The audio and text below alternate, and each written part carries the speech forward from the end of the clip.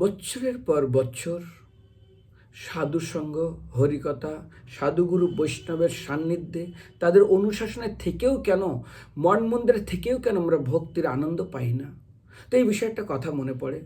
একসময় একজন গুরুদেব তার শিষ্যকে বলে, শোনো, তুমি জয়পুরে যাও, তো রাধা গোবিন্দ দেবের সেবক দরকার।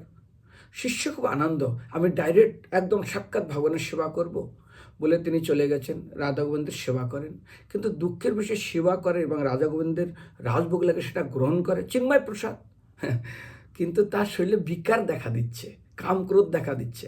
গুরুদেবের কাছে বলছে, গুরুদেব, এই চিন্ময় প্রসাদ পাওয়ার পরেও কি আমার শরীরে বিকারত্ব আসছে? বলছে, আরে বেটা, চিন্ময়ত্ব আসেনি তোমার ভিতরে এখনো। যেমন শোনো, একটা গাছে ডালকে কেটে যদি তুমি জলে ডুবিয়ে রাখো, তারপরে যদি কয়েকদিন পরে সেটা আগুনে দাও, আগুন ধরবে না? তাহলে কি করতে হবে? ওই ডালটা কেটে রোদ্রে শুকাতে হবে, তারপরে আগুনে দিতে হবে। ঠিক জনম জনম ধরে আমরা ভোগ করে এসেছি, সেই ভোগের প্রবৃত্তি রয়ে গেছে, ওটা হলো কাঁচা ডাল। আর এটাকে কি করতে হবে না, বৈরাগ্যরূপ অগ্নিতে আমাদের ওটাকে শুকাতে হবে, রৌদ্রের দিয়ে যেমন আমরা শুকাই, তারপরে আগুন লাগবে।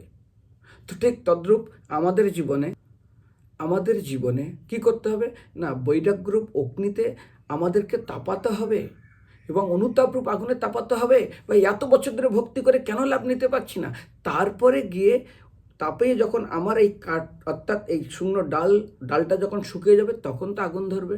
ঠিক আমাদের জীবনে আমরা যখন খুব অত্যন্ত নিষ্ঠা সহকারে, তীব্র ভক্তি যোগে না, অত্যন্ত নিষ্ঠা সহকারে সাধুগুরু বৈষ্ণবের অনুগত্যে আমি তাদের অনুশাসনের থেকে আমার এই ভোগের প্রবৃত্তি থেকে সম্পূর্ণ নিষ্কলুষ হব, তখনই এইটাতে আগুন লাগবে ডালে, ঠিক তখনই আমরা ভগবদ্ভক্তির আনন্দ পাবো। হরে কৃষ্ণ।